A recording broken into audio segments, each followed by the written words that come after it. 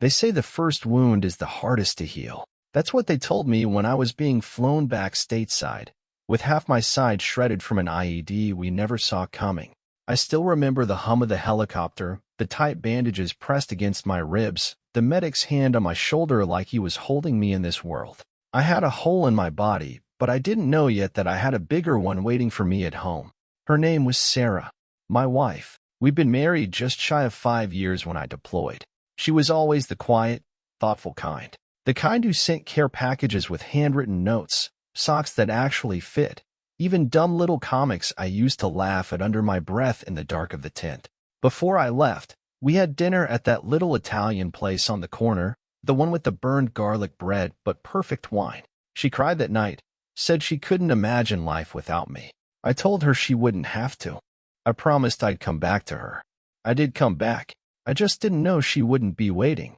What no one prepares you for when you return from war is how still everything feels. The world moves on like you never left. Trees still sway in the wind. Your neighbor still forgets to mow his lawn. The grocery store still smells like bleach and rotisserie chicken. But inside you, something's off. It's like watching a movie you know you've seen before, but none of the scenes feel right. I came home early. The wound on my side was deep, but not enough to keep me on the sidelines for good. They gave me 2 months medical leave. I wanted to surprise her. She didn't know I was coming. I didn't tell her because I wanted that moment where I'd walk through the door and she'd see me and just run into my arms. Like the movies. Like the reunions people film and upload online. That was the picture in my head. Instead, I got silence. Her car was in the driveway, porch light on, mail stacked like usual on the side table just inside the door. But the house didn't feel right. Not lived in. Not like her. I remember standing there with my duffel still over my shoulder, looking around and waiting for her to appear. I called out her name once. No answer. Then again, louder. Then I heard it. Not footsteps. Not her voice. A laugh. A man's laugh. Coming from our bedroom. At first I froze. Maybe it was the meds. Maybe it was the way the laughter didn't make sense in that setting. But something in me just went cold. I didn't charge in. I didn't yell. I didn't kick the door down. I just stood there, listening. There was murmuring. Then her voice. Soft. Familiar. And then his again, low, confident, like someone who felt like he belonged there. I wish I could say I walked away. I wish I could say I let logic take the wheel. But that wasn't me. Not then. When I opened the bedroom door, the first thing I noticed wasn't them. It was the way the blankets were thrown half off the bed. The way the lamp was turned toward the wall. I saw his boots on the floor. Military issue. Same as mine. Then I saw him. And my blood turned to ice. It was my CO. Commander Ray Kinley. He wasn't just my superior officer overseas. He was the one who pinned the commendation on my chest. The man who shook my hand when I got my Purple Heart. He knew my wife. I brought her to the base once for a formal event. I remember the way he greeted her then. How firm his handshake was. How long it lingered. Sarah was wrapped in one of my old t-shirts, her face pale and her mouth half open, like she couldn't believe this was real. Like she'd just woken up from a dream that had turned into a nightmare. He didn't even flinch. "Soldier," he said calmly, like I was still under his command. "You're supposed to be in Germany." "I got wounded," I said. My voice was shaking. I couldn't look at her. "Came home early." Sarah opened her mouth to say something, but nothing came out. I dropped my bag. Didn't even remember doing it. Just heard the thump. My side was burning from the strain, but the pain felt 1,000 miles away. "How long?" I asked. I looked straight at her, not him. "How long has this been going on?" She didn't answer. But he did. 6 months, he said. "Started not long after your deployment." Don't blame her. It was mutual. Like that made it okay. I didn't swing. I didn't yell. I didn't break anything. I just stood there, listening to the pounding in my chest, and trying to understand how the world had flipped on me so fast. 6 months. That meant it started almost right after I left. That meant letters she wrote me, those sweet videos, the care packages, those were sent while she was sleeping with another man, my commander. Sarah finally pulled the sheet over herself like modesty suddenly mattered. Her face was drained of color. I remember thinking how different she looked. Older, somehow. Or maybe just colder. Like the person I thought I knew was wearing a mask, and it had just slipped. He started getting dressed like it was a formality. No rush, no panic. Still treating me like I was beneath him, like he had every right to be in my house, in my bed. I turned and walked out. I made it to the front lawn before the weight hit me all at once, and I almost collapsed. Not from the wound, though it throbbed with every breath, but from the betrayal. I sat down on the steps and just stared at nothing. She followed me out a minute later, wrapped in a robe.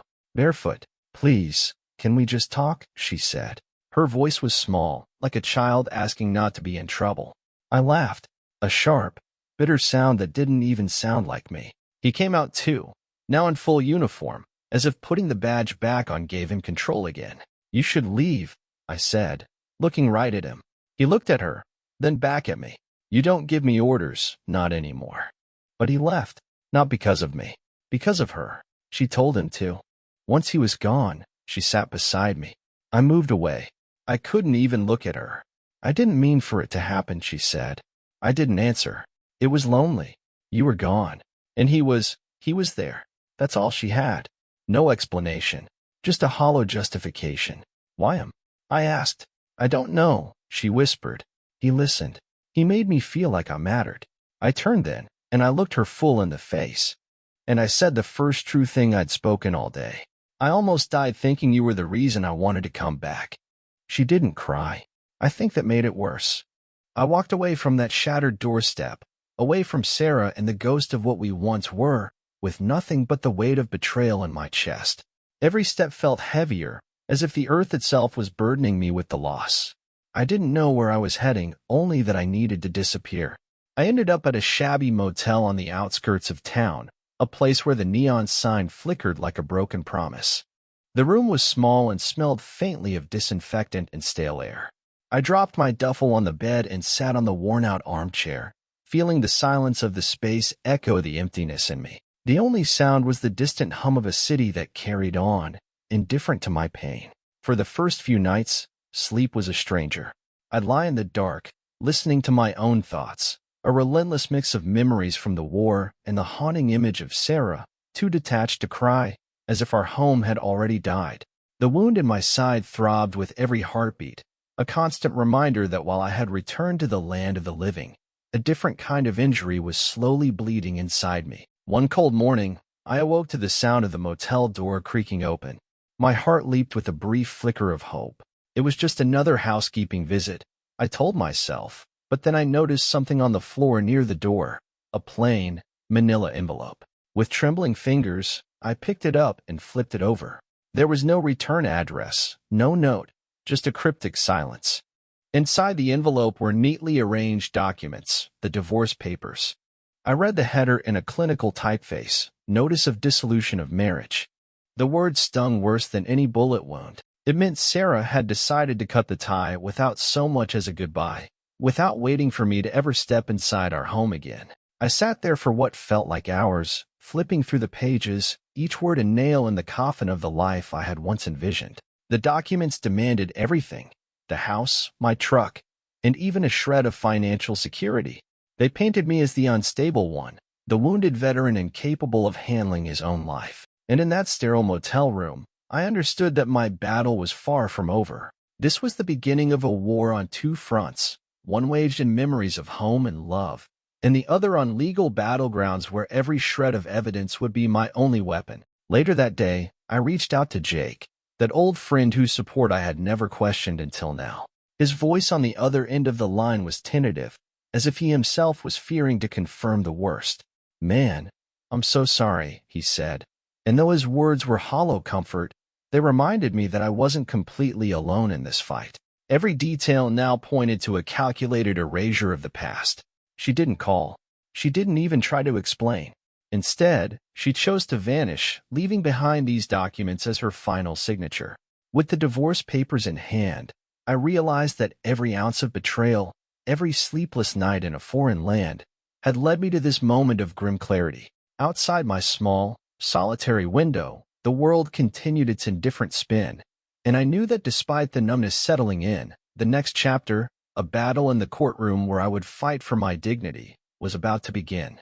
A few days passed. I stayed in that motel room like it was some kind of exile, just me, my thoughts, and the sound of the ice machine clicking on outside my door every hour. I couldn't bring myself to call her. Not to beg. Not to argue. I couldn't even look at her name on my phone without feeling sick. But eventually, I needed to know what she was saying to other people, what story she was telling now that I wasn't in the house to contradict it. I started small. I called Jake again, the only one I really trusted. He hesitated before picking up, which told me plenty already. Hey, man, listen, I've been meaning to call you. He sounded nervous. You remember that night before your deployment? When we all went out, and Ray kept buying Sarah drinks. I did remember. I remembered thinking it was weird, but I chalked it up to him being generous. He always had this way of walking into a room and owning it. The kind of guy who made you feel like you were lucky he was even talking to you. Sarah had laughed too hard at his jokes that night. I remembered that too. Well, Jake continued, Lori told me Sarah's been saying that you and her were already having problems. That you were distant, cold, that she felt abandoned. I felt a heat rise in my chest. I was fighting a war. I was getting blown apart in another country while she was here playing victim. And he hesitated again. She said you knew about them, that you suspected and didn't care. That was the knife twist. Now it wasn't just betrayal. It was character assassination. I didn't sleep that night. I lay there staring at the ceiling with her words echoing in my head, words I hadn't even heard from her directly. It was like she had scrubbed our marriage from her memory and rewritten it with herself as the wounded hero and me as the emotionally dead soldier. The next morning, I called a lawyer. His name was Dorian Shaw, recommended by a guy I knew from the base. Said he was meaner than a hangover and smarter than your ex-wife thinks she is. We met in a cramped office behind a pawn shop. I handed him the divorce papers. He read them quickly, his eyes darting like a hawk. She's asking for everything, he said. Yeah. She claims you're unstable. PTSD, possibly violent. Any history? No, I said flatly. Any medical documents that prove it? I had my evaluations. My discharge papers. Clean. Then I pulled out the USB stick. I had cameras at the house. Motion activated. I put them in myself. Before deployment, he plugged it in and watched the footage. Ray, my commander, walking up to my door. Multiple times. Leaving hours later. Sometimes overnight. Sarah, letting him in. Does he know you have this? No. Dorian leaned back and nodded slowly. Then let's make sure he sees it for the first time. In court. A week later, I sat in a stiff chair inside Dorian's office, watching him click through files like he was building a case for war. The USB had already been duplicated twice and stored in separate folders. He was methodical, unshakable, cold in the way you want a man to be when he's fighting for you. So, here's where it gets interesting, he said. You told me this guy, Ray Kinley, is your superior officer, right? Yeah. Or was. Good. Even better. That means we can hit this two ways. Civilian court for the divorce, and military chain of command for the rest. I raised an eyebrow. Relationships between officers and enlisted spouses, especially during active deployments, are direct violations of the Uniform Code of Military Justice. That caught my attention. Dorian leaned forward like a man about to put a dagger on the table. If we play this right, we're not just getting your house back. We're ending his career. I didn't say anything, but something stirred in me. Not joy. Not relief. Something colder.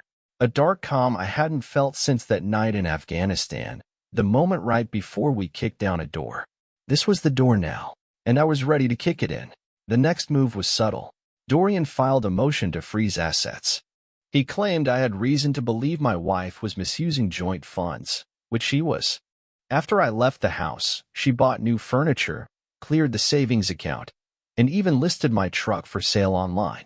That was the first time I saw the ad, my own vehicle, with my name still on the registration, being sold with a caption that read, "Needs gone fast, great for travel." I confronted her via text. She didn't answer. The next morning, Dorian called me. We got a response from her lawyer. They're rattled. She thought you'd just roll over. Yeah, I said. She thought a lot of things. A few days later, something unexpected happened. I got a call from a restricted number. The voice on the other end was female. Calm. Precise. Mr. Wyatt, this is Lieutenant Angela Carver from JAG. We've received an internal inquiry concerning Commander Kinley. I'd like to ask you a few questions. I sat up. Yeah, I'm available. Anytime. Have you submitted any evidence yet? I have video. Dates. Times. It's all documented. And your relationship to the accused? He was my commanding officer, and he slept with my wife while I was deployed. There was a pause. Thank you for your service, Mr. Wyatt. We'll be in contact soon. The call ended.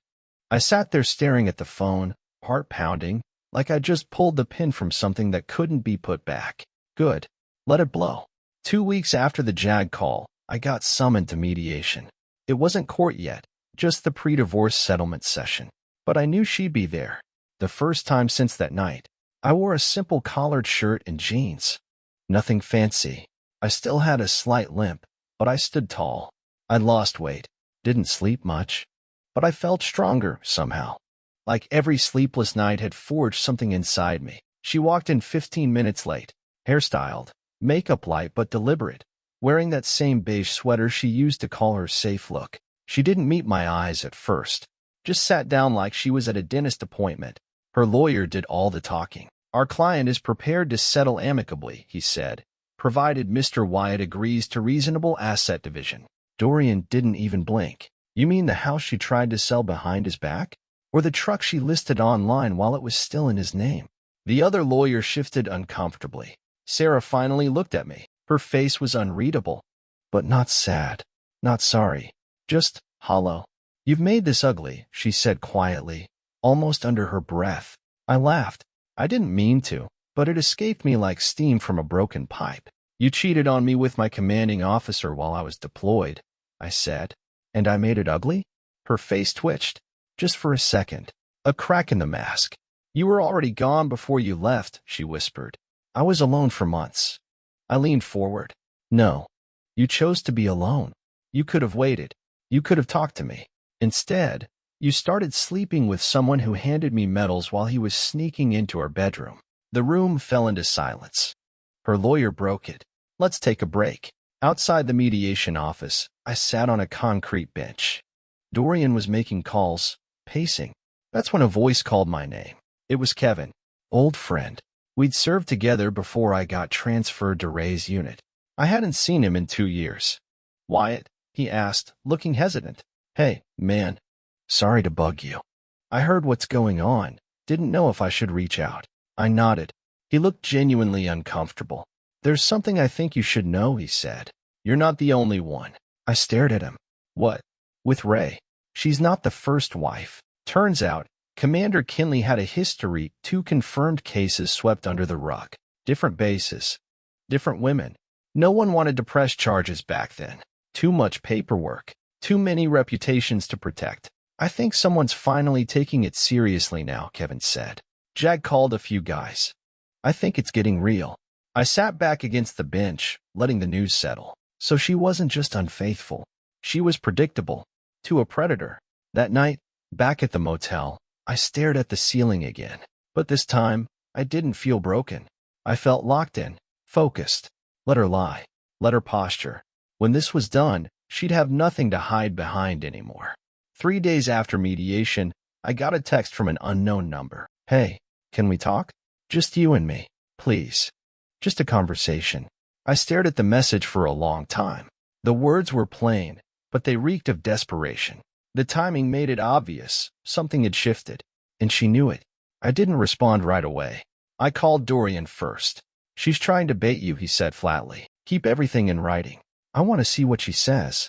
Then record it. And don't go alone. So I agreed to meet her, public place, middle of the day. We picked a park not far from the old neighborhood. I parked and saw her already waiting by the bench. She looked smaller than I remembered. Not physically, just diminished. I sat down, said nothing. She folded her hands in her lap like she was rehearsing a speech. I didn't think it would go this far, she said. You didn't think I'd fight back. She swallowed hard. You don't know what it was like being alone. You keep saying that, I said. But I was alone. Just in a different country. Getting shot at. And I still stayed faithful. She looked down. Ray, he made me feel safe. For a while. You knew who he was. You knew what that meant. Then she shifted. He used me too, okay? I didn't know about the other women. I didn't think. That's the thing. I cut her off. You didn't think. You didn't stop. You just acted like you were owed something. She went quiet for a moment. Then she looked at me with something I hadn't seen since I walked in on them. Real fear. You're going to ruin me in court, aren't you? I'm not doing anything to you, I said. You're doing it to yourself. If you just drop the public complaint about Ray, we can settle. You can keep the truck. I'll walk away from the house. It hit me right then. She wasn't here to apologize. She was here to negotiate her exit, and not even for my sake, for his. That evening I got a call from Lieutenant Carver again. Mr. Wyatt, I just wanted to inform you that formal charges have been opened against Commander Kinley. Multiple witness statements have been collected. I asked if it included mine. Yes, and several others. This isn't the first. I nodded, even though she couldn't see me. There will likely be an Article 32 hearing within the month, she added. He's been removed from his position pending investigation. It was the first deep breath I'd taken in weeks. Not because I wanted revenge, but because for once, the truth wasn't mine to carry alone. In the days that followed, Sarah sent 2 more messages. One just said, "I'm sorry." The other said, "I don't recognize who you've become." I didn't answer either, because for once, I was okay with that. The courtroom was colder than I expected. Not the air, the atmosphere. Like walking into a place where people forgot what warmth ever felt like. I sat at the table next to Dorian. He was calm, polished, not a hair out of place. I was calm too, but in that slow-breathing, heart-steadying way you feel right before a firefight. Focused, sharp, empty of everything except the target. Sarah sat on the opposite side. She wore navy blue, hair tied tight, a look carefully constructed to scream, reasonable woman wronged. But her hands gave her away, fidgeting with her bracelet, eyes flicking side to side. She looked like someone expecting a bomb to go off but not sure when. The judge entered. Everyone stood. I barely noticed. My eyes stayed on her. Her lawyer went first, opening statement full of hollow tones. Emotional strain, long absences, emotional abandonment. He painted her as the picture of silent suffering. Then it was Dorian's turn. He didn't raise his voice. He didn't pound the table. He just started showing the footage. Security camera, front porch, 2 a.m., Ray Kinley arriving. Another video, daylight, him leaving, smiling, wearing my shirt. A timeline, messages, dates, repetitions. Clear. The courtroom was silent. Then Dorian said, Mr. Wyatt was not just cheated on. He was deceived, emotionally manipulated, and stripped of his dignity while serving this country overseas. The man involved wasn't a stranger. He was his commanding officer. And that is not just morally wrong, it's a violation of military law. Sarah's lawyer objected, overruled. Then came my statement. I stood up. My voice was steady. Your Honor, I bled for this country. I left my wife thinking I had someone to come home to. What I came home to was silence, betrayal, and a man I saluted standing in my house like he owned it. I didn't lose my marriage. I was ambushed. I looked at her. She didn't just fall out of love. She didn't drift away. She made a decision. Over and over again. Sarah didn't cry. But she didn't look up either. The judge ruled 3 days later. The house? Mine. The truck? Mine. Alimony? Denied. She left the courtroom fast. Didn't even look back. Ray Kinley? Dishonorably discharged. Military tribunal pending. As for me, I didn't celebrate. I just stood on the courthouse steps, feeling the cold wind on my face. It wasn't victory I felt. It was weight, finally being put down. She moved out of town a week after the ruling. No goodbyes. No posts online. Just gone. I heard from someone she's renting a place 2 cities over. Cheap apartment complex. Works front desk at a gym. I don't know if it's true, and honestly, I don't care. Ray never showed up to his tribunal. Last I heard, he was living with his sister, trying to get a job in the private sector. But word gets around. No one wants to hire a guy who preyed on soldiers' wives. As for me, I kept the house. Repainted the walls. Took down every photo we ever took together. Burned some of them. I kept one. The wedding photo. Not out of nostalgia. I framed it and hung it in my garage as a reminder of what I survived. Not war. Her. She called once. Blocked. She emailed once. Deleted. She sent a handwritten letter. I never opened it. Because here's the truth. You don't owe closure to the person who blew up your life and handed you the ashes. You just owe yourself the strength to never pick those ashes back up again.